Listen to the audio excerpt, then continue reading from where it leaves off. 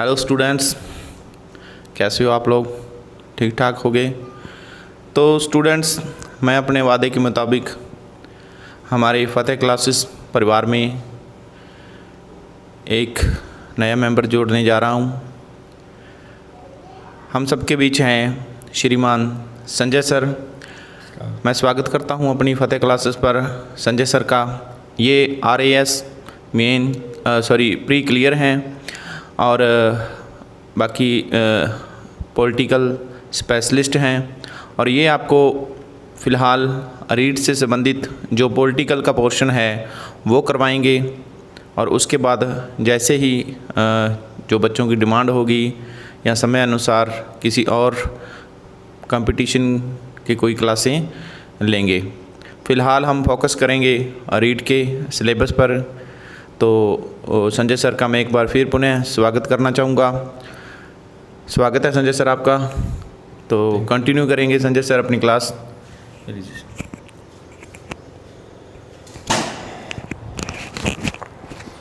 Hello friends, welcome to online Fateh classes. और आज हम जो आपके रीट से संबंधित फर्स्ट टॉपिक है राजनीति विज्ञान का, पॉलिटिकल साइंस का प्रस्तावना उद्देशिका, उसके बारे में हम पढ़ने वाले हैं। एक छोटा सा टॉपिक है ये और बहुत इंपॉर्टेंट टॉपिक है। बहुत क्वेश्चन इसके अंदर रिपीट होते हैं, एग्ज़ाम में बहुत आते हैं, और रीट के अंदर तो राजनीति विज्ञान का पक्का एक दो इसके यानी क्वेश्चन आपको मिलते ही मिलते हैं। देखो, हम बात करते हैं प्रस्तावना और उद्देशिका की। सबसे पहले इसके बारे में एक नॉर्मल सी जानकारी लेते हैं। प्रस्तावना उद्देशिका होता क्या है, क्या चीज़ होती है ये। देखो, प्रस्तावना हम बात करें तो ये एक सार होता है, ये एक निष्कर्ष होता है। संविधान का सार या निष्कर्ष होता है, हम बोल सकते हैं इसको। हम एक नॉर्मल बात में बोल सकते हैं ये संविधान का सार है, ये निष्कर्ष है, यानी इसका छोटा रूप है एक। जैसे हम एग्जांपल लेते हैं छोटा सा, जैसे मान लो हम कोई मूवी देखते हैं 3 घंटे की, उसके बाद अगर उसका हम ट्रेलर देख लेते हैं 5 मिनट का, तो उसकी हम मूवी के बारे में टोटल समझ जाते हैं उसके अंदर क्या आप देखने वाले हो, उसके अंदर क्या कहानी है। उसी प्रकार अगर पूरे संविधान को हमें समझना है तो एक छोटे स्वरूप इस निष्कर्ष को अगर हम देख लें तो हम पूरे संविधान के उद्देश्य को आसानी से समझ सकते हैं। इसका मतलब हम कह सकते हैं भी जो संविधान के उद्देश्य, संविधान के हमारे उद्देश्य जहाँ पर लिखित होते हैं, संविधान के उद्देश्य जहाँ लिखित होते हैं उसे हम क्या बोलते हैं, प्रस्तावना कहते हैं। यानी छोटे से हम अगर नॉर्मल तरीके से हम बोल सकते हैं कि हमारे संविधान के क्या क्या उद्देश्य हैं, कौन कौन से मूल्य हैं, वो जहाँ पर लिखित होते हैं उसे हम क्या बोलते हैं, उद्देशिका या प्रस्तावना या प्रेम्बल कहते हैं। उसके अलावा ये भी कह सकते हैं हम भी संविधान के जो लागू होने की तिथि होती है, संविधान के लागू होने की तिथि जहाँ पर लिखित होती है उसे हम क्या बोल सकते हैं, प्रस्तावना बोल सकते हैं।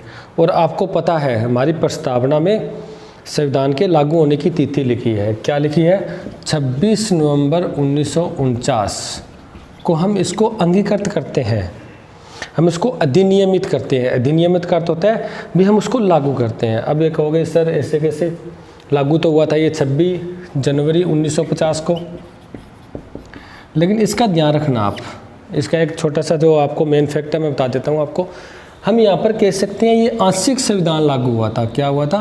आंशिक संविधान लागू हुआ था, आंशिक हुआ था।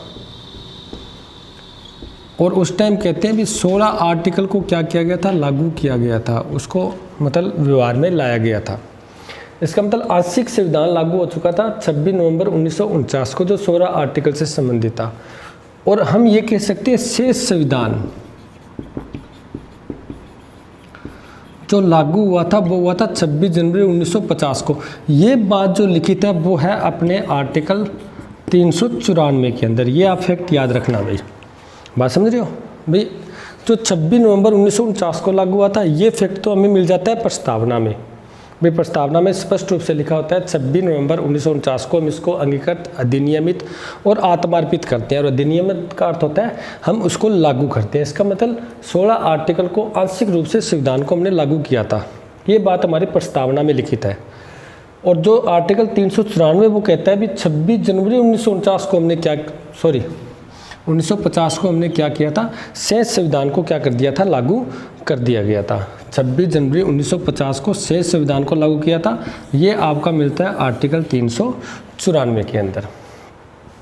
अब मैं यह कह देता हूँ विस्तार था कि जहाँ पर उद्देश्य लिखित होते हैं उसे प्रस्तावना कहते हैं, लागू होने की तिथि होती है उसे प्रस्तावना कहते हैं। हमारा जो संविधान है, हमारे जो कानून है, विधि है, जहाँ जहाँ लागू होंगे भी जहाँ जहाँ क्षेत्र में लागू होते हैं, ये बात जहाँ लिखित होती है उसे प्रस्तावना कहते हैं।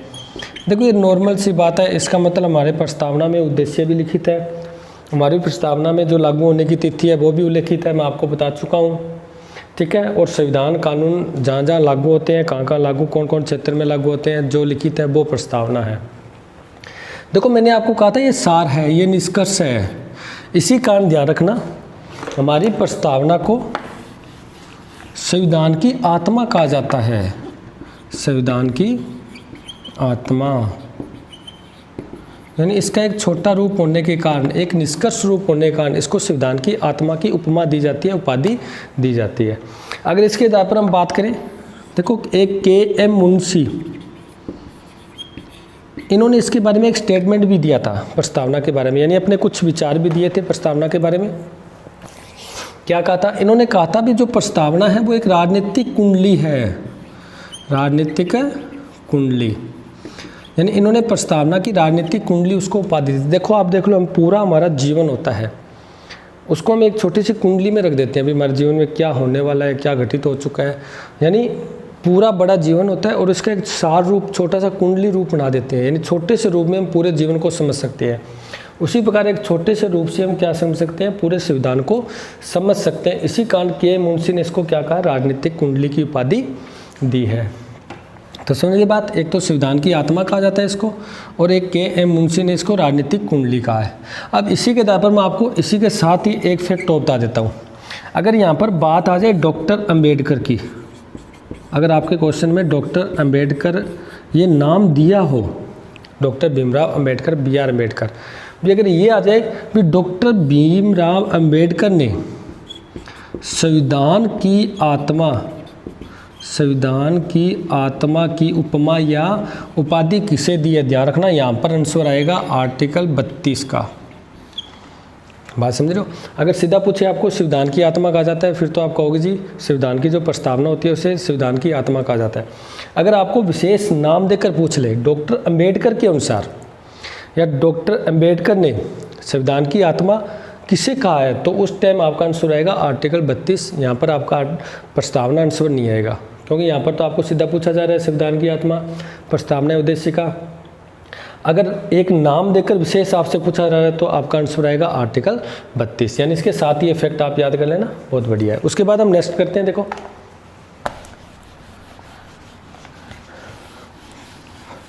देखो हुआ क्या 1960 के अंदर, 1960 में ईस्वी में एक बेरूबाड़ी विवाद हुआ था। उस बेरूबाड़ी में क्या हुआ था, राष्ट्रपति ने सुप्रीम कोर्ट से पूछा था, क्योंकि आपको पता है आर्टिकल 143 के तहत, आर्टिकल 143 के तहत राष्ट्रपति क्या कर सकता है, राष्ट्रपति सुप्रीम कोर्ट से सलाह ले सकता है, सुप्रीम कोर्ट से सलाह ले सकता है। तो उसने एक परामर्श लिया था, परामर्श ले सकता है। उसने परामर्श क्या लिया था, तो उसने पूछा था क्या जो प्रस्तावना है वो संविधान का भाग है, तो उसके अंदर सुप्रीम कोर्ट ने स्पष्ट कहा था ये संविधान का भाग नहीं है, संविधान का भाग नहीं है। देखो हम जो भी चलेंगे एक क्वेश्चन के टाइप यानी एक फैक्ट को लेके चलेंगे ताकि आपको पर्सन साथ साथ में याद होते जाए। तो बेरूबाड़ी विवाद हुआ था, उसके अंदर स्पष्ट रूप से कोर्ट ने, सुप्रीम कोर्ट ने ये बोल दिया था, जो हमारा सर्वोच्च न्यायालय उसने ये कह दिया था भी जो संविधान है, जो प्रस्तावना है वो संविधान का भाग नहीं है। उसके बाद एक विवाद हो रहा था 1973 के अंदर, ये आया था 24 अप्रैल को, 24 अप्रैल 1973 को। इसके अंदर इसको बोलते हैं हम केशवानंद भारती वर्सेस केरल विवाद। जो केशवानंद भारती केरल विवाद आया था, देखो सबसे फेमस विवाद, सबसे ज़्यादा इम्पोर्टेंट विवाद और सबसे ज़्यादा पर्सन जो पूछने वाला है, जो एग्ज़ाम में आता है वो इससे संबंधित आता है। सबसे ज़्यादा इम्पोर्टेंट फैक्ट इसके अंदर ही है जो आप पढ़ोगे। और जो 42वां संविधान संशोधन हुआ था, 42वां संविधान संशोधन 1976, ये इसके बाद ही हुआ था टोटल। यानी इसको हम मिनी संविधान की उपाधि भी देते हैं, क्योंकि सबसे ज़्यादा जो संविधान में संशोधन हुआ था वो इसी के द्वारा किया गया था, 42वां संविधान संशोधन के द्वारा। इसी कारण इसको मिनी संविधान की उपाधि देते हैं। यानी इससे पहले जो ये विवाद आया था 24 अप्रैल 1973 को, केशवानंद भारती केरल विवाद, इसके अंदर भी ये हुआ था। सुप्रीम कोर्ट ने कहा था, देखो यहाँ पर तो इसने कह दिया था संविधान का भाग नहीं है, लेकिन यहाँ पर सुप्रीम कोर्ट ने ये कहा था प्रस्तावना संविधान का भाग है, प्रस्तावना संविधान का भाग है और इसमें संशोधन किया जा सकता है, और इसमें संशोधन किया जा सकता है। देखो यहाँ पर तो कहा था ये संविधान का भाग नहीं है, क्योंकि संविधान में संशोधन करने का अधिकार होता है संसद का, होता है पार्लियामेंट का होता है। जब ये भाग नहीं है इसका मतलब वो संशोधन भी नहीं कर सकती, लेकिन यहाँ पर बोल दिया भी भाग है, इसका मतलब वो क्या कर सकती है, इसमें संशोधन भी कर सकती है। तब जाके हुआ था 42वां संविधान संशोधन 1976, और इसके द्वारा प्रस्तावना में क्या हुआ था, संशोधन किया गया था। और आपको पता है इस संशोधन के द्वारा प्रस्तावना में 3 शब्द जोड़े गए थे, एक तो समाजवादी, और ध्यान रखना ये इसका आपके क्रम है, पंथनिरपेक्ष और अखंडता, ये 3 शब्द जोड़े गए थे। इसका मतलब प्रस्तावना में अब तक एक ही बार संशोधन हुआ है, एक ही बार संशोधन हुआ है। ये कुछ फैक्ट है जो आपको याद रखने हैं। क्या है, देखो 1960 के अंदर बेरोवाड़ी मामला आया था, उसके अंदर तो सुप्रीम कोर्ट ने ये कह दिया था जी प्रस्तावना है वो संविधान का भाग नहीं है, भाग नहीं है तो इसका मतलब संसद संशोधन भी नहीं कर सकती। नेक्स्ट जो विवाद आया था, जो सबसे महत्वपूर्ण इंपॉर्टेंस जो विवाद है, केशवानंद भारती केरल विवाद, जो केरल राज्य से संबंधित विवाद था, वो हुआ था 24 अप्रैल 1973 को। उसके अंदर सुप्रीम कोर्ट ने स्पष्ट कह दिया था, यानी अपने, क्योंकि सुप्रीम कोर्ट अपना निर्णय बदल सकती है, सुप्रीम कोर्ट खुद का निर्णय बदल सकती है, उसने अपना निर्णय चेंज किया, बदला और कह दिया भी प्रस्तावना वो संविधान का भाग है, संविधान का भाग है, इसके मतलब इसमें संशोधन भी किया जा सकता है। जब संविधान में संशोधन हो सकता है तो इसमें भी संशोधन हो सकता है। और तब जाके संसद ने 42वां संविधान संशोधन कर प्रस्तावना में ये 3 शब्द जोड़े थे। और आपको ये क्रम भी याद रखना, केवल क्रम पूछा जा सकता है। ध्यान रखना, आप प्रस्तावना पढ़ोगे तो सबसे पहले शब्द आएगा समाजवादी, यानी समाजवादी जुड़ा था, पहले पैरे में जुड़े थे ये, उसके बाद पंथनिरपेक्ष आएगा, और उसके बाद आएगा आपका जो अखंडता शब्द आएगा। यानी आपको ये सबसे पहले तो ये क्रम भी याद रखना है। ये इसके अर्थ क्या है वो आगे करेंगे हम। सबसे पहले तो आपको ये 3 शब्द याद रखने हैं, और ये क्रम सीक्वेंस वाइज है, ये भी आपको याद रखना है, क्योंकि प्रस्तावना में इसी सीक्वेंस से ये शब्द जोड़े गए थे। अब हम आगे पढ़ते हैं नेक्स्ट इसका। देखो ये तो प्रस्तावना से संबंधित थोड़ा बहुत अपना फैक्ट हो गया, जो हमने मेन जो क्वेश्चन रिपीट हो सकते हैं, जो क्वेश्चन एग्जाम में आते हैं। देखो जो ये पूरी हमारी प्रस्तावना है, हम कहते हैं हम भारत के लोग, हम भारत के लोग भारत को एक संपूर्ण प्रभुत्व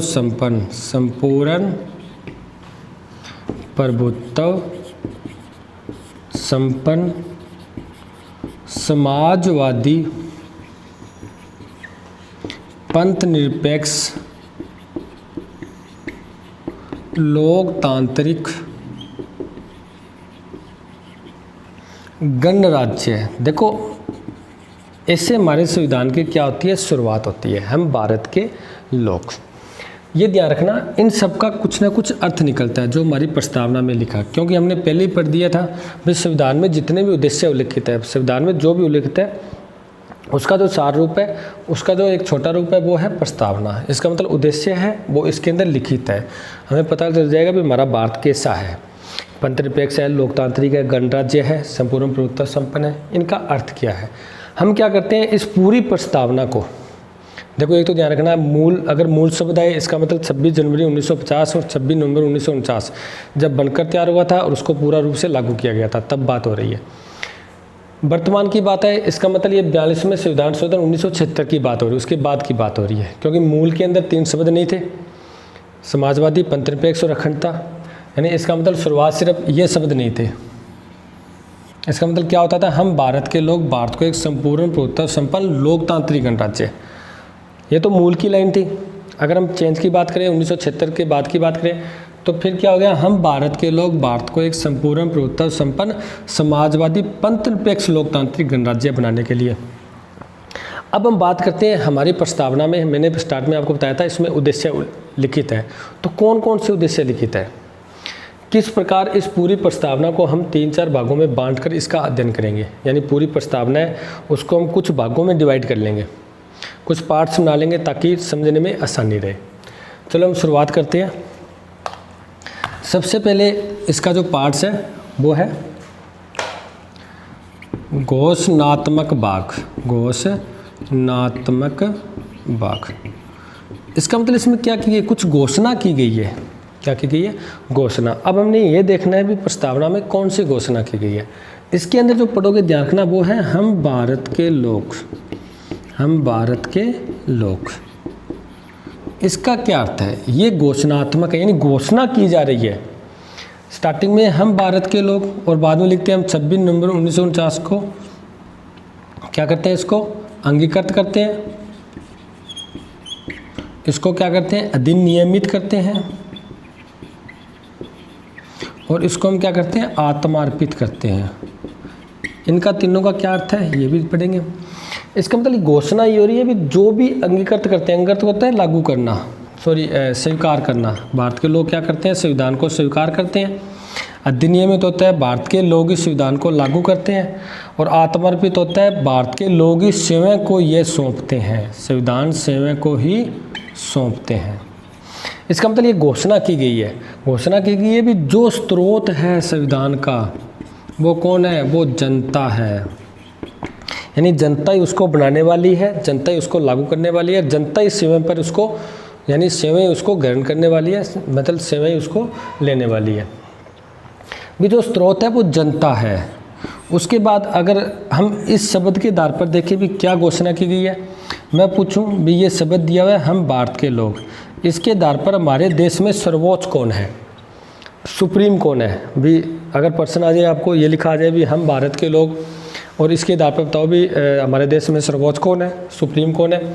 तो देखो ये मुद्दा हमेशा चलता रहा है। व्यवस्थापिका का कोई राजनीतिज्ञ होते हैं, बहुत से थिंकर्स होते हैं, कैसे व्यवस्थापिका सर्वोच्च है, कोई कहता है न्यायपालिका सर्वोच्च है, कार्यपालिका सर्वोच्च है। लेकिन सही में अगर इस हम भारत के लोग को देखें और इन बातों को देखें तो ऐसा है भी यहाँ पर सर्वोच्च कौन है, देश की जनता सर्वोच्च है। और ये जो सरकार के अंग है, जो हमारे शासन के अंग है, व्यवस्थापिका, कार्यपालिका, न्यायपालिका, ये जो शक्तियाँ ले रही है वो किससे ले रही है, भारत की जनता से ही ले रही है। इसका स्रोत कौन है संविधान का, वो भारत की जनता ही है। इसका मतलब इसमें सर्वोच्च कौन है, भारत की जनता। ये बात हमारे संविधान के प्रस्तावना में घोषणा की गई है। भी यहाँ पर न तो व्यवस्थापिका सर्वोच्च है न कार्यपालिका सर्वोच्च है, बल्कि कौन सर्वोच्च है, यहाँ की भारत की जनता। जनता सुप्रीम है। और जो हमारा स्रोत है, यानी जहाँ से हमने जो बातें ली है वो कुछ स्रोत भी कौन है, खुद भारत की जनता है।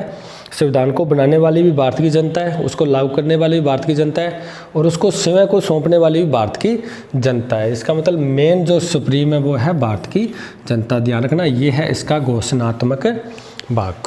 अब मेरी बात समझ गए। अगर प्रश्न आए स्रोत, भारत के संविधान का स्रोत किसे माना गया, भारत की जनता, ये घोषणा प्रस्तावना में की गई है। उसके बाद सुप्रीम या सर्वोच्च कौन है प्रस्तावना के या संविधान में, तो आप क्या बताओगे, जनता सर्वोच्च है। कोई व्यवस्थापिका वगैरह, कार्य संसद वगैरह ये सर्वोच्च नहीं है, क्योंकि ये जो पावर ले रहे हैं ये जनता से ही ले रहे हैं। जो संसद है, व्यवस्थापिका है, कार्यपालिका है, जुडिशरी है, हमारी जो पावर ले रही है वो जनता से तो ले रही है। इसका मतलब सर्वोच्च कौन हुआ, जनता। ठीक है। उसके बाद नेक्स्ट हम इसका पढ़ें, आगे भाग इसका पार्ट्स पढ़े हम।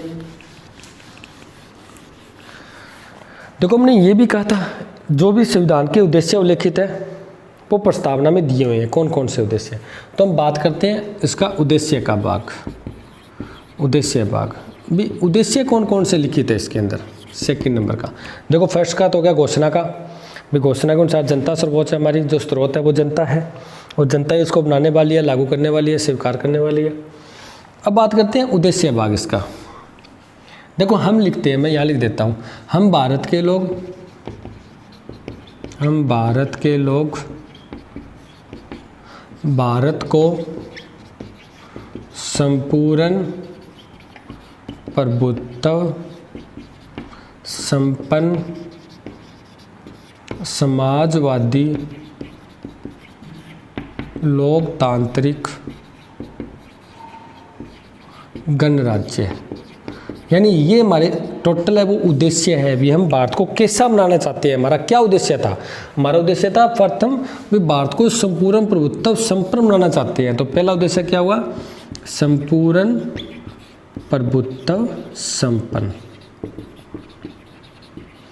भी हम भारत को, हमारा क्या उद्देश्य था। जब संविधान सभा के जो मेंबर थे, संविधान सभा थी, आपको पता है संविधान सभा ने संविधान का निर्माण किया था और जुलाई में 1946 के अंदर इसका चुनाव हुआ था कैबिनेट मिशन के तहत।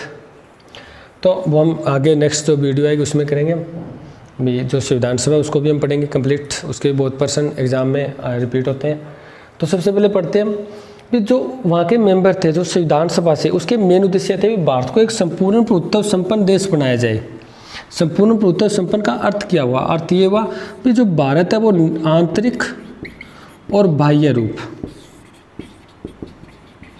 दोनों रूप से वो क्या है, बिना किसी हस्तक्षेप के, बिना किसी हस्तक्षेप के कार्य कर सकता है, निर्णय ले सकता है। इसका मतलब भारत न तो कोई आंतरिक रूप से किसी के दबाव में है, न बाहरी रूप से किसी के दबाव में है।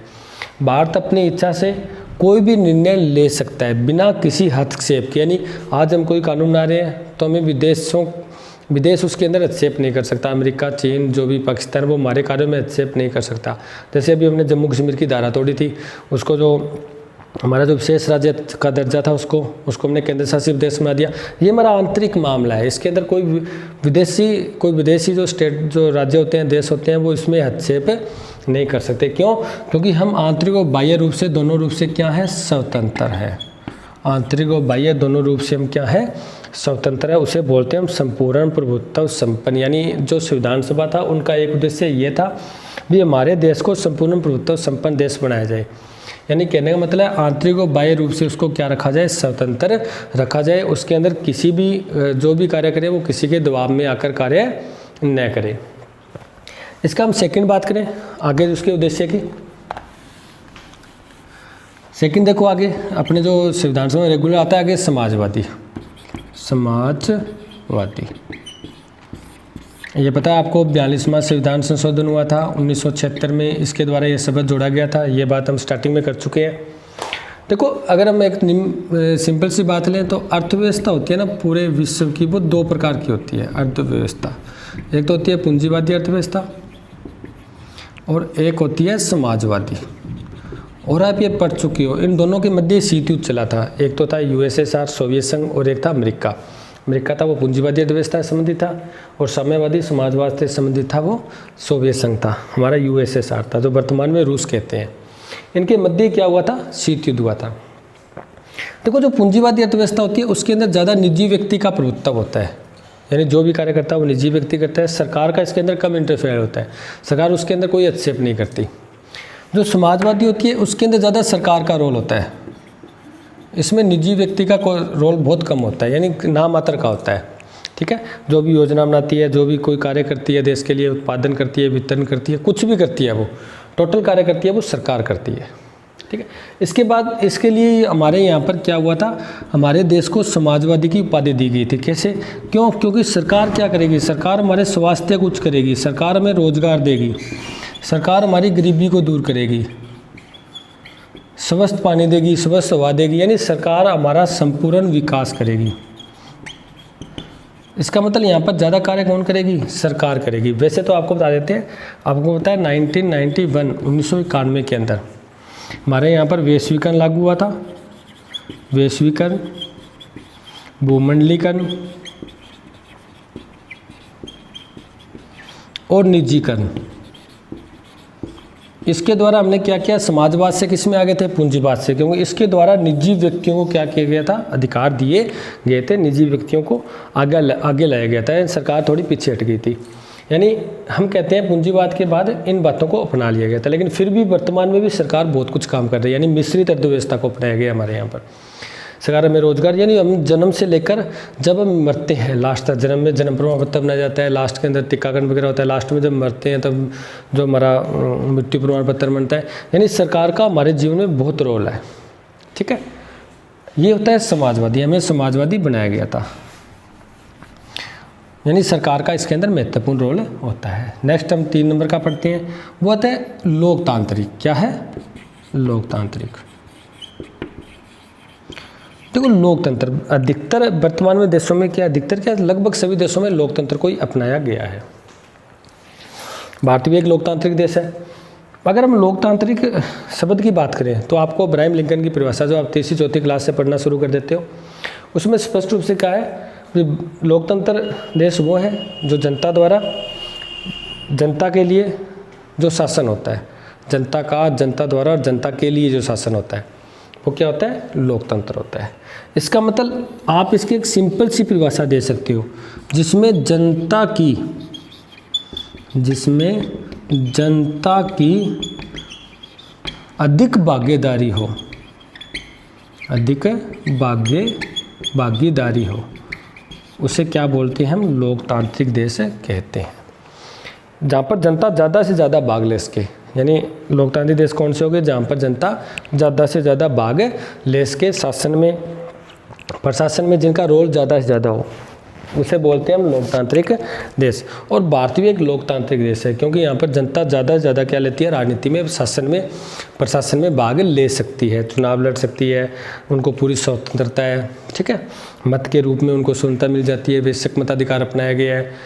यानी कहने का मतलब वो किसी सरकार की आलोचना कर सकती है, पक्ष विपक्ष कर सकती है, यानी ज़्यादा से ज़्यादा वो राजनीति में क्या कर सकती है? भाग ले सकती है। इसका मतलब हमारा देश कौन सा है? एक लोकतांत्रिक देश है। उसके बाद हम नेक्स्ट पढ़ें इसके बारे में, उद्देश्य भाग में। तो उद्देश्य भाग में आगे नेक्स्ट गणराज्य। देखो गणराज्य क्या होता है? एक बार ये 2nd ग्रेड में क्वेश्चन भी पूछा गया था, 2nd ग्रेड में क्वेश्चन आया था भी, ये गणराज्य, हमारा देश एक गणतंत्र है, गणराज्य है। ठीक है, इसका क्या अर्थ है? ध्यान रखना, आपको मैं एक सिंपल सा बता देता हूँ, फिर उसको बताते हैं कौन सा क्वेश्चन आया था। जिस देश का सर्वोच्च पदाधिकारी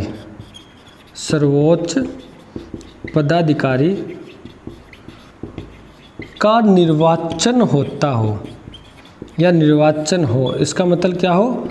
आनुवंशिक न हो, उस देश को क्या बोलते हैं? गणराज्य कहा जाता है। जैसे हमारा भारत है, इसका जो सर्वोच्च पदाधिकारी है कौन है? राष्ट्रपति।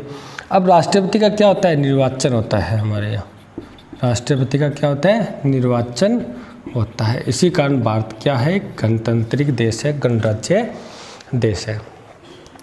अब ये ध्यान रखना, इसका मतलब ये नहीं है कि निर्वाचन होता है भी जनता द्वारा होता तो इसका अप्रत्यक्ष निर्वाचन है, अप्रत्यक्ष, क्योंकि इसके अंदर लोकसभा, राज्यसभा, विधानसभा के जो निर्वाचित सदस्य होते हैं वो भाग लेते हैं। होता तो जनता के अप्रत्यक्ष द्वारा, लेकिन निर्वाचन तो होता है ना, इलेक्शन तो होता है, अनुवांशिक तो नहीं है। प्रत्येक ऐसे तो यानी भी राष्ट्रपति का बेटा ही राष्ट्रपति बनता है। यानी जैसे ब्रिटेन की बात करें हम, ब्रिटेन वहाँ का राज्य है, जो सम्राट है उसका बेटा ही आगे क्या राजा सम्राट बनता है। इसका मतलब क्या हुआ? वहाँ पर अनुवांशिक का निर्वाचन नहीं होता, तो ब्रिटेन गणतंत्र नहीं है। ध्यान रखना, ब्रिटेन गणराज्य नहीं है, बल्कि ब्रिटेन राजतंत्र है। ब्रिटेन लोकतांत्रिक तो है, लेकिन वहाँ पर राजतंत्र पाया जाता है, गणराज्य नहीं पाया जाता, गणतंत्र नहीं पाया जाता। लेकिन भारत में जो सर्वोच्च पदाधिकारी है, जो राष्ट्रपति है, उसका निर्वाचन होता है। तो मैंने आपको पूछा था 2nd ग्रेड में ये क्वेश्चन आया था और ये पूछा गया था, भारत एक गणतांत्रिक देश है, तो बताओ कैसे है? तो उसके अंदर एक ऑप्शन ये था कि यहाँ पर जो राष्ट्रपति है उसका निर्वाचन होता है, राष्ट्रपति का निर्वाचन होता है। इसी कारण भारत क्या है? गणतांत्रिक देश है। आप कह सकते हो ये गणराज्य देश है। तो आपने संपूर्ण पूर्वोत्तर संपन्न इसका अर्थ समझ लिया। उद्देश्य में समाजवाद पढ़ लिए, लोकतांत्रिक पढ़ा और गणराज्य पढ़ा। और गणराज्य तो बहुत इंपॉर्टेंट फैक्ट है। ये 26 जनवरी 1950 को हम गणतांत्रिक देश बना था हमारा, यानी संविधान को लागू किया गया था। उसके बाद ही हमारे राष्ट्रपति बनने शुरू हुए थे, चुनाव होने शुरू हुए थे। तो राष्ट्रपति का निर्वाचन होता है। इसी कारण क्या है, हमारा देश है वो गणराज्य या गणतांत्रिक देश है, जिसका सर्वोच्च पदाधिकारी, और हमारा जो सर्वोच्च पदाधिकारी है वो क्या होता है? राष्ट्रपति होता है। उसके बाद हम नेक्स्ट पढ़ते हैं। देखो हमारे, आपको ये क्रम ही रखना है याद भाई, हम भारत के लोग, घोषणात्मक भाग हो गया हमारा, और उसके बाद हमारा जो उद्देश्य हो गया संप्रभुत्व संपन्न, समाजवादी, पंथनिरपेक्ष, लोकतांत्रिक, गणराज्य कंप्लीट हो चुका है। अब आगे आता है हमारा जो नेक्स्ट होता है वो विवरणात्मक भाग आता है, यानी विवरणात्मक भाग। इसका मतलब इसके अंदर कुछ विवरण दिया गया है हमारे प्रस्तावना में। क्या क्या विवरण दिया गया है वो पढ़ने वाले हैं हम। विवरण में सबसे पहले बात करते हैं हम न्याय की, और न्याय ध्यान रखना हमारे इस प्रस्तावना में 3 प्रकार के न्याय दिए गए हैं। कितने प्रकार के हैं? 3 प्रकार के। कौन कौन से हैं देख लेना आप। सामाजिक न्याय, आर्थिक न्याय और राजनीतिक न्याय। सामाजिक न्याय, आर्थिक न्याय और राजनीतिक न्याय, यानी 3 प्रकार के न्याय हमारे संविधान में दिए गए हैं। और सबसे पहले तो आपको यही याद रखनी है, इसका क्रम ही आपको याद रखना है। ये 3 क्रम ही है, ये यानी सीक्वेंस वाइज है। ये सामाजिक, आर्थिक और राजनीतिक क्रम भी पूछा जा सकता है। आपको ऑप्शन आ जाए भी क्रम के अनुसार या उसको सीक्वेंस वाइज डालो। आपको पहले आ जाए आर्थिक न्याय, फिर आ जाए आपका सामाजिक और फिर आ जाए आपका राजनीतिक। ये ऑप्शन आ सकता है आपके पास। पहले राजनीतिक न्याय, राजनीतिक न्याय आ जाए, सामाजिक न्याय आ जाए, उसके बाद आपके आर्थिक न्याय आ जाए। ये ऑप्शन आपके आ सकता है। या आपको आ जाए सामाजिक, आर्थिक और राजनीतिक। तो इसका मतलब सही ऑप्शन क्या हुआ इसका? ये। यानी आपको सबसे पहले क्रम याद रखना है भी इसका क्रम क्या है। और हमारी प्रस्तावना में क्रम ये दिया गया। आज का जो क्वेश्चन आने लगे ना वो फैक्ट के आधार पर आने लग गए हैं। ऐसे प्रश्न पूछने लग गए हैं, ज़्यादा क्रम के पूछने लगे भी इसे क्रम से लगाओ। भी हमारी प्रस्तावना में जो 3 प्रकार के न्याय दिए गए वो कौन से क्रम में दिए गए हैं। तो क्रम आपको ये याद रखना है, पहले सामाजिक न्याय आएगा, उसके बाद आर्थिक न्याय आएगा, उसके बाद राजनीतिक न्याय आएगा। अब पढ़ते हैं इन तीनों का अर्थ हम। सबसे पहले बात करते हैं हम सामाजिक न्याय की। देखो हम पूरी प्रस्तावना पढ़ेंगे लेकिन सीधी नहीं पढ़ेंगे बल्कि उसको भागों में पढ़ेंगे हम, ताकि हमें याद रहे। ये विवरणात्मक भाग है इसका। उससे पहले उद्देश्य का भाग था। कौन कौन से उद्देश्य थे हमारे संविधान सभा के सामने? उससे पहले घोषणा क्या की गई थी, और आज पढ़ने वाले हैं, अब पढ़ने वाले हैं विवरण क्या दिया गया है। इसके अंदर सामाजिक न्याय का विवरण दिया गया है। देखो इसका अर्थ क्या होता है, सिंपल सी बात है। सामाजिक न्याय यानी समाज के अंदर न्याय। और समाज में न्याय कब होगा? जब बिना किसी भेदभाव के कार्य होगा, बिना किसी भेदभाव। बस यानी जब भेदभाव न हो, बिना किसी भेदभाव के सभी को समान मौका मिले, सभी का विकास हो। जब भी कोई सरकार मान लो कोई योजना वगैरह बनाती है समाज के लिए, उनके विकास के लिए, अगर बिना किसी जाति, धर्म, भाषा, क्षेत्र, लिंग के आधार पर भेदभाव न करते हुए सबका समान रूप से संपूर्ण विकास किया जाए, तब बोलते हैं हमारे देश में क्या है? सामाजिक न्याय है। अगर मान लो सरकार कोई योजना बनाए और एक विशेष धर्म के लिए बना दे, एक विशेष भाषा वाले व्यक्ति के लिए, विशेष क्षेत्र के लिए बनाए, विशेष जाति के लिए बनाए, इसका मतलब सामाजिक न्याय नहीं है। लेकिन भारत में ऐसा नहीं है। भारत में सामाजिक न्याय को रखा गया है, यानी जो भी योजना बनती है वो बिना किसी भेदभाव के बनती है। जाति धर्म के आधार पर नहीं कोई भेदभाव होता। ये आप पढ़ लोगे आर्टिकल 15 के अंदर। आर्टिकल जो 15 है उसके अंदर पढ़ोगे आप। और आर्टिकल 15 में ये दिया गया है आपके मौलिक अधिकार के अंदर क्या दिया गया है भी, बिना किसी यानी केवल धर्म, जाति, वंश, भाषा, लिंग के आधार पर भेदभाव नहीं किया जाना चाहिए या नहीं किया जाएगा। तो ध्यान रखना। अब सामाजिक न्याय प्रस्तावना में भी उल्लेखित है और आर्टिकल 15 में भी उल्लेखित है। कई बार प्रश्न पूछा जा सकता है भी, हो सकता है भी सामाजिक न्याय भी वो बिना किसी भेदभाव के, जाति धर्म के आधार पर भेदभाव नहीं करना। तो ये कहाँ कहाँ उल्लेखित है तो आप बता सकते हो। तो प्रस्तावना में उल्लेखित है ये, एक आर्टिकल 15 में स्पष्ट रूप से लिखा गया है भी जाति धर्म के आधार पर भेदभाव नहीं होगा। उसके बाद नेक्स्ट आता है आपका आर्थिक न्याय। आर्थिक न्याय देखो ये तो आप पढ़ोगे नीति निर्देशक तत्व, नीति निर्देशक तत्व। उसके अंदर आर्थिक न्याय की बात की, यानी सबके विकास की बात कही है। मान लो एक जातीय धर्म का, एक ही धर्म का विकास हो रहा है, बाकियों का नहीं हो रहा है, इसका मतलब आर्थिक न्याय नहीं है। आर्थिक न्याय होता है भी एक तो धन का केंद्रीकरण न हो, धन जो संसाधन हमारे देश में उसका केंद्रीकरण न हो। केंद्रीकरण यानी एक ही स्थान पर इकट्ठा न हो जाए, सबको मिलना चाहिए, तभी तो आर्थिक न्याय होगा। एक समान कार्य के लिए समान वेतन मिलना चाहिए, समान कार्य के लिए समान वेतन। चाहे वो महिला है चाहे वो पुरुष है। ऐसे नहीं पुरुषों को ज़्यादा वेतन दिया जा रहा है, महिलाओं को कम दिया जा रहा है। ये सब बात कहाँ लिखित है? आप पढ़ोगे नीति निर्देशक तत्व के आर्टिकल 39 में 39 के अंदर। ये भी आपको बात ध्यान रखना। जो आर्थिक न्याय की बात हुई है, एक तो प्रस्तावना में बात हुई है, ठीक है। अगर आ जाए प्रस्तावना, प्रश्न आ जाए आर्थिक न्याय की प्रस्तावना के अलावा और कहाँ इसको मतलब बात रखी गई है या कहाँ हमारे संविधान में लिखा गया, तो आप पढ़ोगे नीति निर्देशक तत्व में आर्टिकल 39 में। और नीति निर्देशक तत्व भाग 4 में है, भाग 4 में। और इसका आर्टिकल है वो पढ़ोगे 36 से लेकर 51 तक। इसमें 39 है वो इसके मध्य में आता है, इस ग्रुप के बीच में ही आता है। और 39 में हमारे आर्थिक न्याय की बात हुई है। अभी समान कार्य के लिए समान वेतन दिया जाएगा, धन का केंद्रीकरण नहीं होगा, यानी इस प्रकार से वितरण होगा ताकि सभी का विकास हो, एक स्थान पर इकट्ठा न हो जाए। अब हम नेक्स्ट बात करते हैं राजनीतिक न्याय की। दो हो चुके हैं हमारे, सामाजिक आर्थिक, और तीसरा है राजनीतिक। राजनीतिक न्याय के लिए तो आपको ध्यान रखना भी, राजनीति में भागीदारी लेने के लिए सबको समान रूप से अधिकार मिलना चाहिए। जैसे मान लो कैसे, हम बात करते हैं वयस्क मताधिकार की, वयस्क मताधिकार की। देखो वयस्क मताधिकार है, जो 18 वर्ष की उम्र पूरी हो जाती है इस व्यक्ति की, उसको मत देने का अधिकार मिल जाता है।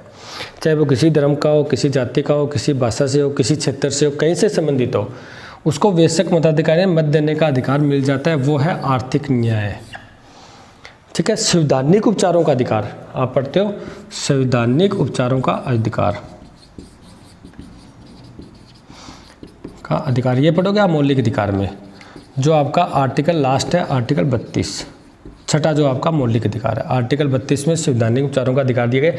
ये समान रूप से सबको मिलता है, चाहे वो किसी धर्म का हो, जाति का हो, ठीक है। वो कहीं भी अपने जो 5 प्रकार की रिट दायर कर सकता है सुप्रीम कोर्ट और हाई कोर्ट में, यानी अपने मौलिक अधिकारों की सुरक्षा कर सकता है। यानी ये सब क्या है? ये राजनीति की न्याय है। राजनीति के आधार पर हमें न्याय दिया गया है, कोई हमारे साथ भेदभाव नहीं होता। अगर हम निश्चित योग्यता पूरी करते हैं, 18 वर्ष की उम्र पूरी करते हैं तो मत दे सकते हैं। 21 वर्ष की उम्र करते हैं तो हम सरपंच वगैरह इनका चुनाव लड़ सकते हैं।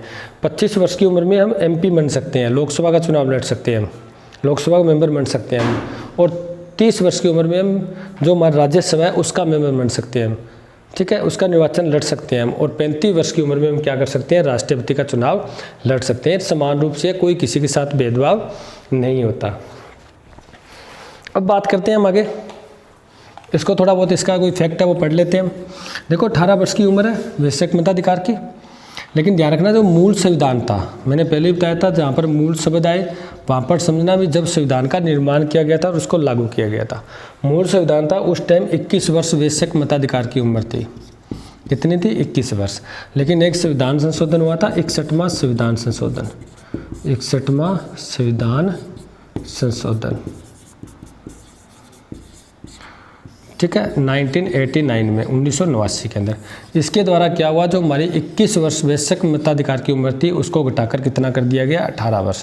अगर आपको पर्सन ये पूछे, देखो पर्सन पर डिपेंड करता है, कई बार हम क्या करते हैं जल्दबाजी में आंसर है वो गलत कर देते हैं। पर्सन तो आए मूल संविधान में वयस्क मताधिकार की उम्र बताओ, लेकिन हमें पता होता है वयस्क मताधिकार 18 है, लेकिन हम शब्द नहीं देखते, शब्द लिखा है मूल। अगर मूल शब्द लिखा हुआ आ जाए फिर ध्यान रखना 21 वर्ष लिखोगे। अगर सीधा ही आ जाए संविधान में फिर तो 18 वर्ष है ही, या वर्तमान में 18 वर्ष है। लेकिन जब भी आप पर्सन पढ़ रहे हो तो उसका पूरा पढ़ा करो, उसको भी लिखा किया है। अगर मूल शब्द आ रहा है तो बहुत बदलाव हो जाए। जैसे मूल संविधान में मौलिक अधिकार कितने थे? आप पढ़ते हो मौलिक अधिकार 6 है, लेकिन ध्यान रखना मूल संविधान में 7 थे। और जो संपत्ति का जो मौलिक अधिकार था उसको 44वें संविधान संशोधन 1978 के द्वारा उसको मौलिक अधिकार की श्रेणी से हटाकर उसको कानूनी अधिकार बना दिया था, यानी आर्टिकल 301 के तहत इसको कानूनी अधिकार बना दिया था, संपत्ति के जो मौलिक अधिकार था। इसका मतलब क्या हुआ? मूल संविधान में 7 मौलिक अधिकार थे और वर्तमान में कितने हैं? 6 मौलिक अधिकार है। तो ये शब्द जरूर देखा करो आप भी क्या लिखा है ये। तो ये विवरणात्मक भाग में हमारे आ गया सामाजिक, आर्थिक और राजनीतिक न्याय। अब बात करते हैं विवरण के अंदर हमारे जो यहाँ स्वतंत्रताएं दी गई है। स्वतंत्रताएं कितनी दी गई है? स्वतंत्रताएं देखो, सबसे पहले तो आप यही बात याद रखोगे कि हमारे प्रस्तावना में 5 प्रकार की स्वतंत्रता उल्लेखित की गई है। तो शुरुआत यहीं से करेंगे हम। 5 प्रकार की स्वतंत्रता दी गई है। दूसरी बात, अब 5 प्रकार की स्वतंत्रता कौन सी दी गई है? देखो, विचार की, अभिव्यक्ति की, विश्वास की, धर्म की, उपासना की। ये हमारी प्रस्तावना में स्पष्ट रूप से ये 5 प्रकार की स्वतंत्रताएं हमें प्रदान की गई है। तो ध्यान रखना, स्वतंत्रताएं सबसे पहले तो आपका आंसर यही होना चाहिए भी प्रस्तावना में कितने प्रकार की स्वतंत्रता का उल्लेख किया गया है। तो आप कहोगे जी 5 प्रकार का। पहला आंसर तो आपका यही है। दूसरा कौन कौन सी है? विचार, व्यक्ति, विश्वास, धर्म, उपासना। और तीसरा इसका क्रम यही है, ध्यान रखना। आपसे क्रम पूछा जा सकता है भी, आपके जो यहाँ पर जो स्वतंत्रताएं प्रदान की गई है उसका क्रम बताओ या क्रम के अनुसार उसको लिखो। तो देखो क्रम अलग अलग हो, उसका अभिव्यक्ति पहले लिख देते हैं, विश्वास पहले लिख देते हैं, या उपासना जो भी पहले लिख कर क्रम बना देते हैं। लेकिन आपका क्रम क्या होगा? विचार, अभिव्यक्ति, विश्वास, धर्म, उपासना। बस यही क्रम याद रखना और आपके प्रस्तावना में क्रम यही लिखा गया है। ठीक है, अब इनको हम पढ़ते हैं क्या चीज़ है। देखो विचार, अभिव्यक्ति। देखो एक तो आपकी ये प्रस्तावना में उल्लेखित है विचार और व्यक्ति की स्वतंत्रता। ध्यान रखना, एक आप पढ़ोगे मौलिक अधिकार की स्वतंत्रता के पाठ में जो 19(1) का जो आपका आर्टिकल है, क्योंकि आपको पता है जो आपका 19(1) आर्टिकल है उसके अंदर 6 स्वतंत्रताएं दी गई है, 6 स्वतंत्रताएं प्रदान की गई है। पहले 7 थी और उसको एक मैंने भी बताया था संपत्ति वाली स्वतंत्रता को उठाकर अब 6 हो गई वर्तमान में। जो विचार व्यक्ति की स्वतंत्रता है ना, उसको एक तो यहाँ प्रस्तावना में लिखित है और आपके एक 91 क के अंदर भी उल्लेखित है। उसके अंदर विचार व्यक्ति, विचार की, अभिव्यक्ति की, प्रेस की, भाषण की, ये स्वतंत्रताएं प्रदान की गई है। इसका मतलब इस बात को एक तो आर्टिकल 19(1) के अंदर लिखा गया और एक आपके प्रस्तावना में भी उल्लेखित किया गया है। ये एक बात याद रखना। अब विचार व्यक्ति है क्या?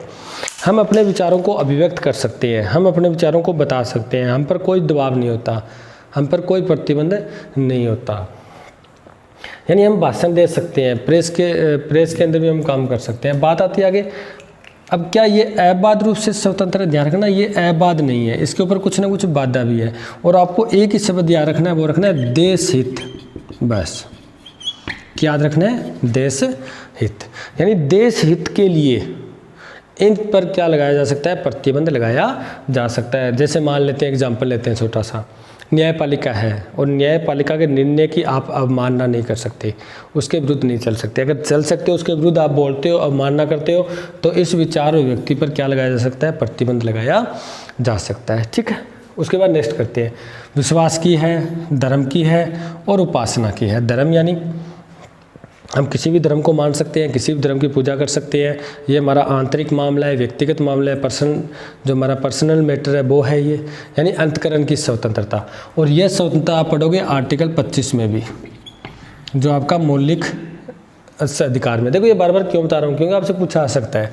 विचार व्यक्ति की प्रस्तावना में भी है और आर्टिकल जो 19(1) जो क में है उसमें भी उल्लेखित है। और जो धर्म की स्वतंत्रता है वो आपका जो आर्टिकल 25 उसमें भी है और प्रस्तावना भी है। उपासना यानी वर्शिप, यानी किसी की भी आप पूजा अर्चना कर सकते हो, आप स्वतंत्र हो, आप हिंदू चाहे आप किसी भी धर्म को अपना सकते हो, मंदिर मस्जिद गुरुद्वारे कहीं भी आ जा सकते हो, पूजा अर्चना कर सकते हो, आपको पूरी स्वतंत्रता प्रदान की गई है। क्योंकि आप एक ही ध्यान रखना, ये जो होता है ये व्यक्ति का पर्सनल मैटर होता है, यानी व्यक्ति का आंतरिक मामला होता है। इसमें राज्य और व्यक्ति कोई भी हस्तक्षेप नहीं कर सकता। वो बिना किसी दबाव के किसी भी धर्म को मान सकता है और किसी भी धर्म की उपासना कर सकता है और किसी भी धर्म पर विश्वास से कोई भी नियम अपना सकता है। तो आप समझ गए होंगे स्वतंत्रताएं 5 प्रकार की है: विचार, व्यक्ति, विश्वास, धर्म, उपासना। और आपको एक क्रम नहीं भूलना, क्रम आपको आपके प्रस्तावना में ये क्रम दिया गया है। पहले आएगा विचार, दूसरे नंबर पर व्यक्ति, फिर विश्वास, फिर धर्म, फिर उपासना। उसके बाद नेक्स्ट हम विवरणात्मक भाग में पढ़ते हैं। तो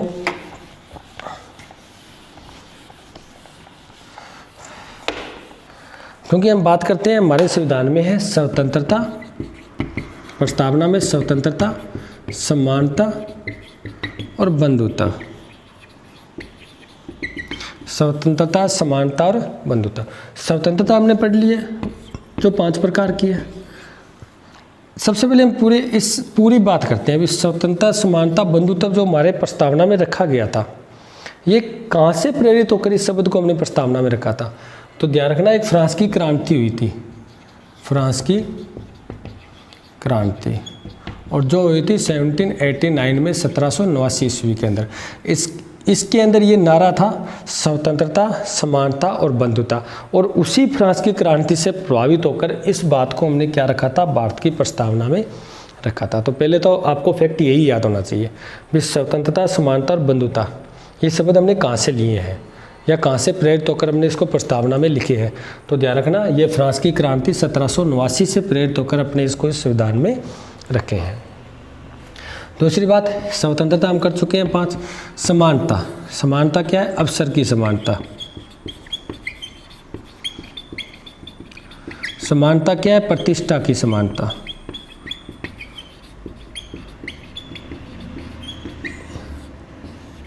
अवसर की समानता, प्रतिष्ठा की समानता।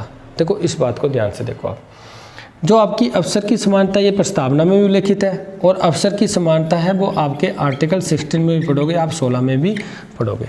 अवसर की समानता का अर्थ क्या है, देखो सबको अवसर होता है, मौका, सबको अवसर समान मिलता है। मान लेते हैं आज टीचर की वैकेंसी आ रही है, आप मान लो रीट की वैकेंसी आ रही है, टीचर की वैकेंसी है, उसके अंदर अवसर सबको समान होगा, चाहे वो किसी धर्म का हो, जाति का हो, भाषा को, लिंग से संबंधित हो, क्षेत्र से संबंधित हो, किसी के साथ कोई भेदभाव नहीं होगा। अगर आप में योग्यता सेम योग्यता रखते हो आप, तो आप फॉर्म अप्लाई कर सकते हो, आप जॉब लग सकते हो, और जो जितने लगेंगे उसके आधार पर जो वेतन मिलेगा वो भी सबको समान मिलेगा। कोई धर्म के आधार पर या जाति भाषा के आधार पर भेदभाव नहीं होगा, यानी सबको अवसर की समानता। यहाँ पर प्रतिष्ठा की, सब अपनी प्रतिष्ठा समाज के अंदर क्या है, अपनी प्रतिष्ठा उच्च कर सकते हैं, सबको समान है। यानी समाज में ऐसा नहीं है अमीर व्यक्ति उसकी प्रतिष्ठा ज़्यादा है, गरीब की कम है, यानी सबकी जो एक व्यक्ति है, जैसे मैं हूँ, आप हो, कोई और है, सबकी प्रतिष्ठा समान है। कोई किसी के मतलब असमानता नहीं है, कोई किसी के नीचे नहीं है, कोई किसी के ऊपर नहीं है, कोई किसी का गुलाम नहीं है, कोई किसी का मालिक नहीं है, सबकी प्रतिष्ठा क्या है, समान है। उसके बाद बंधुत्व, बंधुत्व तो होता है हमारा जो भाईचारा होता है, इसकी बात होती है, ताकि हमारे देश में क्या बनी रहे, एकता बनी रहे। क्योंकि भारत एक बहुत धार्मिक देश है, बहुत धर्म पाए जाते हैं, बहुत पंथ पाए जाते हैं, बहुत भाषा है, बहुत कुछ यहाँ पर क्षेत्र में विभिन्नता पाई जाती है। ये इसलिए रखा गया ताकि देश में एकता और अखंडता बनी रहे। अखंडता का अर्थ होता है अखंडता, अखंडता का अर्थ होता है देश का खंडन न करना, खंडन न करना वो होता है अखंडता, देश के टुकड़े न हो जाए ताकि पूरा देश है वो एकता में बना रहे। देखो इससे पहले आपको मैं एक शब्द का अर्थ बताना भूल गया था, अभी पंथ निरपेक्षता का, क्योंकि हमने क्या लिखा था, हम भारत के लोग भारत को संपूर्ण प्रभुत्व संपन्न समाजवादी पंथ निरपेक्ष लोकतांत्रिक गणराज्य। देखो हमने इसका भी अर्थ किया था, इसका किया, इनका किया है और ये भी किया। बात रहेगी पंथ निरपेक्ष की, ये मैं आपको बता देता हूँ। देखो पंथ निरपेक्ष क्या होता है, पंथ निरपेक्ष का अर्थ होता है, आप ये इसका एक नॉर्मल से कुछ 2-3 लाइन ले सकते हो। आप ये कह सकते हो राज्य का कोई राजधर्म नहीं होगा, ठीक है। राज्य सभी धर्मों के साथ, राज्य सभी धर्मों के साथ समान व्यवहार करेगा। इसका मतलब राज्य धर्मों के साथ ऐसा नहीं है अनुदान देते वक्त, सब्सिडी देते वक्त या कोई योजना बनाते वक्त, ठीक है, या कोई सुविधा देते वक्त या विकास करते हुए सिर्फ एक ही धर्म का विकास करे, एक ही धर्म को ज़्यादा सुविधा दे, एक ही धर्म को अनुदान दे, ठीक है, एक धर्म का पक्ष ले, ऐसी स्थिति नहीं होगी। अगर राज्य जो कार्य करेगा वो सभी धर्मों के लिए समान रूप से व्यवहार करेगा, नहीं एक ही लाठी से आंकेगा उसको, सभी के साथ समान व्यवहार करेगा, चाहे वो बहुसंख्यक है चाहे वो अल्पसंख्यक है। और इसका कोई राज धर्म यानी कोई एक ही धर्म का विकास नहीं करेगा, एक ही धर्म को वो राज्य के अंदर मतलब हर चीज़ के अंदर उसको जो भी अनुदान दे रहा है वो एक धर्म को ही नहीं देगा, एक धर्म को ही आगे नहीं बढ़ाने की कोशिश करेगा, बल्कि सभी धर्मों को समान रूप से रखेगा राज्य। ये होता है पंथ निरपेक्षता अर्थ। लेकिन आप ये ध्यान रखना, बात आ जाती है पंथ निरपेक्षता अर्थ, आंसर ये लिख दोगे। अब बात है पंथ निरपेक्षता में क्या नहीं है। मैं ये बोल दूँ राज्य धर्म विरोधी है, ध्यान रखना ये कभी नहीं है, कभी नहीं हो सकता ये। पंथनिरपेक्षता धर्म विरोधी कभी नहीं हो सकता। राज्य धर्म का विरोधी नहीं है, बल्कि पंथनिरपेक्षता कहता है भी राज्य सबके साथ समान व्यवहार करेगा, धर्म का विरोधी नहीं है राज्य, ठीक है। और जहाँ पर आवश्यक हो वहाँ पर राज्य हस्तक्षेप भी करेगा, ध्यान रखना। मुद्दा अलग है राज्य का, पंथनिरपेक्षता का जो धर्म है ना, उसका तो मुद्दा व्यक्ति का आंतरिक मामला है, लेकिन जहाँ राज्य हस्तक्षेप नहीं करेगा, लेकिन जहाँ पर आवश्यक है वहाँ पर हस्तक्षेप करेगा। जैसे अभी आपके सामने मुद्दा आया था, मुसलमानों में 3 तलाक को ख़त्म किया था, क्योंकि वो एक बुराई थी, तो राज्य बुराई ख़त्म करने के लिए धर्म में हस्तक्षेप कर सकता है। और भी हमारे हिंदू धर्म में बहुत सी बलियाँ वगैरह दी जाती थी, बलि दी जाती थी, उनको राज्य ने ख़त्म किया था। इसका मतलब राज्य हस्तक्षेप कर सकता है अगर कोई मान लो बुराई हो, कोई कुरीतियाँ, मान लो अंधविश्वास हो, उसको समाप्त करने के लिए। इसका मतलब राज्य धर्म से अलग है, ये भी बात कह दूँ, राज्य धर्म से बिल्कुल अलग है, ध्यान रखना, ये भी नहीं हो सकता।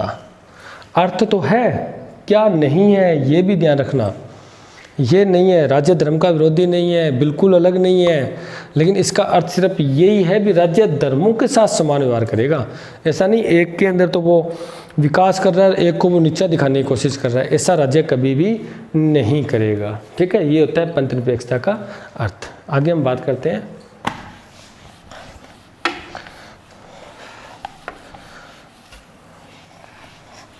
देखो, हमने उद्देश्य विवरणात्मक प्रभाव भाग पढ़ लिया हमने, उसके अंदर विवरण पढ़ लिया, उद्देश्य का भाग पढ़ लिया हमने, घोषणा का प्रभाव पढ़ लिया है। अब इसको हम पूरा जो 3 बातें मैंने लिखी थी, मैंने कहा आपको अर्थ बताएंगे, वो पढ़ते हैं। मैं लिखता हूँ हम भारत के लोग। देखो शुरुआत यहाँ से होती है, 26 नवंबर 1949 को इसको अंगीकृत, अधिनियमित और आत्मार्पित करते हैं। बस इनका आप अर्थ थोड़ा समझ लो, इन 3 बातों का क्या होता है। देखो अंगीकृत, इसका अर्थ होता है हम यानी जनता, हम भारत के लोग यानी हम खुद भारत की जनता, हम संविधान को स्वीकार करते हैं, हम संविधान को स्वीकार करते हैं, ये अंगीकृत करता है। यानी जनता है वो क्या करता है, संविधान को स्वीकार करते हैं। नेक्स्ट अधिनियमित, इसके अंदर ही कहते हैं हम यानी जनता, हम संविधान को लागू करते हैं, ये बात आती है अधिनियमित की, ठीक है। उसके बाद आत्मार्पित, आत्मार्पित यानी जनता क्या करती है, हम संविधान को स्वयं को सौंपते हैं, स्वयं को सौंपते हैं, यानी खुद को समर्पित करते हैं, स्वयं को क्या करते हैं, समर्पित करते हैं। इसका मतलब अंगीकृत का अर्थ, देखो इनका अर्थ तो पता होना चाहिए हमें। हम संविधान को स्वीकार करते हैं, अधिनियमित हम संविधान को लागू करते हैं, आत्मार्पित हम संविधान को स्वयं को सौंपते हैं, ठीक है। और मैं आपको ये बता भी चुका हूँ, लागू होने की स्थिति जो आंशिक रूप से लागू होता है वो संविधान की प्रस्तावना में लिखित है।